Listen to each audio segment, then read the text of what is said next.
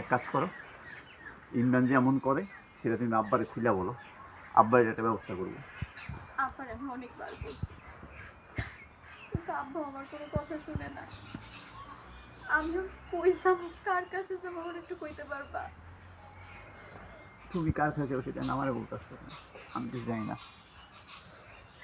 আমি আমি তোমার কাছে হাত জোর করতেছি, তুমি আমার তোমার ছোট ভাইয়ের সাথে সংসারদার করতে দিও না। আমি আমি আমি আমি যা ভুল করছি সব শুধরে নিব, আমি আর কোনোদিন এরকম ভুল করবো না। কিন্তু তারপরও তুমি আমার একটু তোমার করে নেও না, আল্লাহর দোহাই লাগি।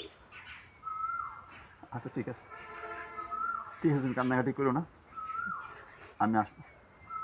আমি বাড়িতে এসে শুনবো ইমরানের কী হয়েছে, এটা একটা ব্যবস্থা করবো। তুমি বাড়িতে যাও।